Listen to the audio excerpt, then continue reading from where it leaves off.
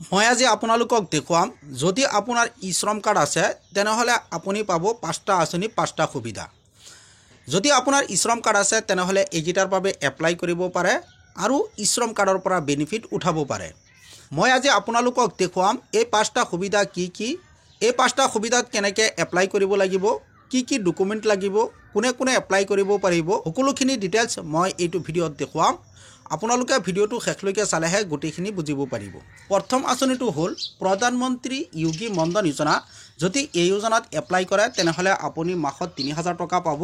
যদি আপোনাৰ ই শ্ৰম কাৰ্ড আছে তেনেহলে এই আঁচনিৰ বাবে এপ্লাই কৰিব পাৰে আৰু মাহত 3000 টকাৰ লাভ ল'ব পাৰে। এই আঁচনিটো কি আৰু এই আঁচনিত কেনেকৈ এপ্লাই কৰিব লাগিব, কোনে কোনে এপ্লাই কৰিব পাৰিব, কি ডকুমেণ্ট দিব লাগিব, ইয়াৰ ডিটেইলছ জানিবলৈ এইটো পেজত আহিব লাগিব। ইয়াত চাওক দিয়া হৈছে ই শ্ৰম পৰ্টেলত আহিব লাগিব। আৰু এইটো পৰ্টেলৰ লিংক মই ভিডিঅ'ৰ ডিছক্ৰিপশ্যনত দি থৈছোঁ, তাত গৈ ডাইৰেক্ট আপোনালোকে এইটো পেজত আহিব পাৰিব বা গুগল ব্ৰাউজাৰ অ'পেন কৰিব আৰু ই শ্ৰম লিখি চাৰ্চ কৰি দিব। তাৰপিছত ওপৰত যিটো লিংক দিয়া হৈ আছে ই শ্ৰম হোম, এইটো লিংকৰ ওপৰত ক্লিক কৰি দিব। যেতিয়াই ক্লিক কৰি দিব আপোনাৰ সন্মুখত এনেকৈ ই শ্ৰমৰ পৰ্টেলটো খোল খাই যাব। এইটো পৰ্টেলৰ পৰা এপ্লাই কৰিব লাগিব আৰু এই আঁচনিৰ বিষয়ে জানিব লাগিব। ইয়াত চাওক দিয়া হৈছে মান্থলি 3000 টকা পেঞ্চন দিয়া হ'ব। এই আঁচনিৰ ডিটেইলছ জানিবলৈ আৰু ইয়াত এপ্লাই কৰিবলৈ তলত চাওক এটা লিংক দিয়া হৈ আছে, এই লিংকৰ ওপৰত ক্লিক কৰি দিব।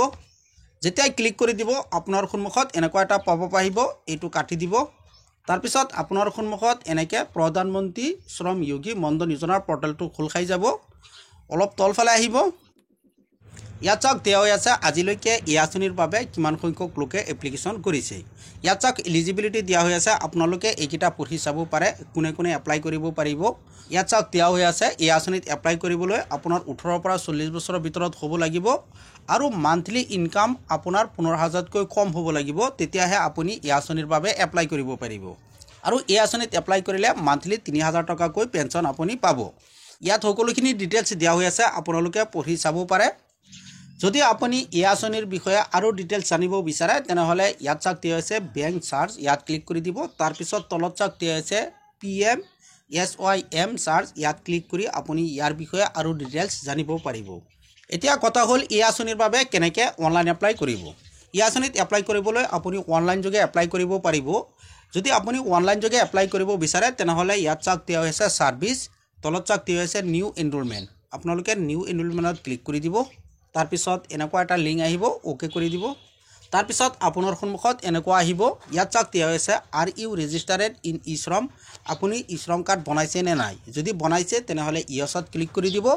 তাৰপিছত আপোনাৰ সন্মুখত এনেকৈ ফৰ্মটো খোল খাই আহিব, এই ফৰ্মটো ফিল কৰিব লাগিব।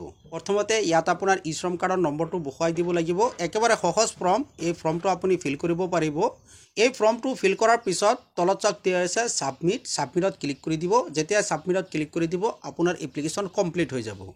এই আঁচনিত এপ্লাই কৰি আপোনাৰ প্ৰথমতে চৰকাৰক অলপ টকা ডনেট কৰিব লাগিব। তাৰপিছত যেতিয়া আপোনাৰ 60 বছৰ হৈ যাব তেতিয়া মাহত 3000কৈ টকা পাই থাকিব। এনেকৈ আপুনি এই আঁচনিৰ বাবে এপ্লাই কৰিব পাৰে। এইটো আছিল এটা আঁচনি। ই শ্ৰম কাৰ্ডৰ বাকী সেৱাসমূহৰ বিষয়ে জানিবলৈ এইটো পৰ্টেলত আহিব লাগিব ই শ্ৰম। তাৰপিছত ইয়াত চাওক দিয়া হৈছে ৰেজিষ্টাৰ অন ই শ্ৰম, তলত চাওক দিয়া হৈছে অলৰেডি ৰেজিষ্টাৰ্ড আপডেটৰ ওপৰত ক্লিক কৰি দিব। যেতিয়া আপডেটৰ ওপৰত ক্লিক কৰি দিব আপোনাৰ সন্মুখত এনেকুৱা আহিব, ইয়াত ই শ্ৰম কাৰ্ডৰ নম্বৰটো বহুৱাই দিব। তাৰপিছত ইয়াত আপোনাৰ ডেট অফ বাৰ্থটো বহুৱাই দিব, এই কেপচাৰটো ইয়াত বহুৱাই দিব আৰু জেনেৰেট OTPত ক্লিক কৰি দিব। তাৰপিছত আপোনাৰ মোবাইলত এটা OTP পঠিয়াব, OTPটো ইয়াত বহুৱাই দিব আৰু ভেলিডেটত ক্লিক কৰি দিব। তাৰপিছত আপোনাৰ সন্মুখত এনেকুৱা পেজ আহিব, ইয়াত চাওক দিয়া হৈছে ফাইন এলিজিবিলিটি স্কিম। আপুনি যিটো ই শ্ৰম কাৰ্ড নম্বৰ টাইপ কৰিছিল সেই ই শ্ৰম কাৰ্ডত কি স্কিম এলিজিবল আছে ইয়াত আপোনালোকে চেক কৰিব পাৰিব। প্ৰথমতে ইয়াত চাওক দিয়া হৈছে এমপ্লয়মেণ্ট ষ্টেটাছ, চিলেক্ট এমপ্লয়মেণ্টত ক্লিক কৰি দিব। ইয়াত চাওক দুটা অপশ্যন দিয়া হৈ আছে, এটা হ'ল এমপ্লয়মেণ্ট আৰু এটা হ'ল আনএমপ্লয়মেণ্ট। আপোনাৰ যিটো হয় সেইটো চিলেক্ট কৰি দিব। তাৰপিছত ইজ BPL ইউজাৰ, আপুনি BPL ইউজাৰ হয় নেকি, চিলেক্টত ক্লিক কৰি দিব আৰু ইয়াৰ পৰা যিটো হয় সেইটো আপুনি চিলেক্ট কৰি দিব। তাৰপিছত এনুৱেল ইনকাম, আপোনাৰ মান্থলি কিমান টকা ইনকাম হয় সেইটো আপুনি ইয়াত বহুৱাই দিব। তাৰপিছত ইজ মাইনৰিটি, আপুনি মাইনৰিটি হয় নেকি, চিলেক্টত ক্লিক কৰি দিব। যদি আপুনি মাইনৰিটি হয় ইয়েছটো দিব, নহ'লে নোটো চিলেক্ট কৰি দিব। তাৰপিছত গিট স্কিমত ক্লিক কৰি দিব। তাৰপিছত আপোনাৰ সন্মুখত এনেকৈ স্কিমৰ লিষ্টটো ওলাই পৰিব, আপুনি কি স্কিমৰ বাবে এলিজিবল।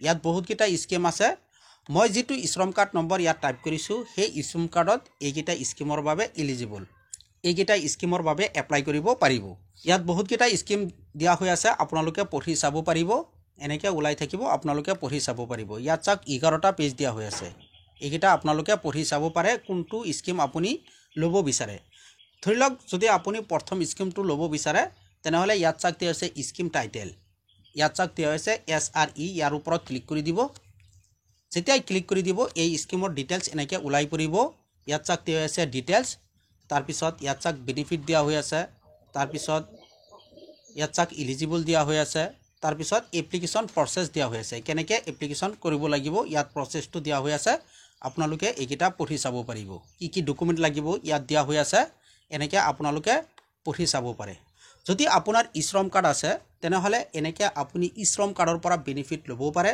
ইয়াৰ বাহিৰে যদি আপোনাৰ শ্ৰম কাৰ্ড আছে তেনেহলে জবৰ বাবে এপ্লাই কৰিব পাৰিব ইয়াত চাওক দিয়া আছে লুকিং ফৰ এ জব ইয়াত ক্লিক কৰি আপুনি জবৰ বাবে এপ্লাই কৰিব পাৰিব আৰু যদি আপুনি কিবা কামৰ ট্ৰেইনিং ল'ব বিচাৰে ফ্ৰী ট্ৰেইনিং ল'ব বিচাৰে তেনেহলে ইয়াত চাওক দিয়া আছে লুকিং ফৰ স্কিলিং ইয়াত ক্লিক কৰি আপুনি ট্ৰেইনিংৰ বাবে এপ্লাই কৰিব পাৰিব ফ্ৰীত আপুনি ট্ৰেইনিং দিব পাৰিব আৰু চৰকাৰৰ পৰা আপোনাক আইডি আৰু সাৰ্টিফিকেট দিয়া হ'ব তাৰ পিছত যদি আপুনি NAPS ত এপ্লাই কৰিব বিচাৰে তেনেহলে ইয়াত ক্লিক কৰি আপুনি ইয়াৰ এপ্লাই কৰিব পাৰিব আৰু যদি আপুনি পেনশনৰ বাবে এপ্লাই কৰিব বিচাৰে তেনেহলে ইয়াত চাওক দিয়া আছে এনৰোলমেন্ট ফৰ পেনশন ইয়াত ক্লিক কৰি আপুনি পেনশনৰ বাবেও এপ্লাই কৰিব পাৰিব যদি ভিডিওটো ভাল লাগে লাইক এটা কৰি দিব আৰু যদি কিবা জানিব লগা থাকে তেনেহলে কমেন্ট কৰিব পাৰে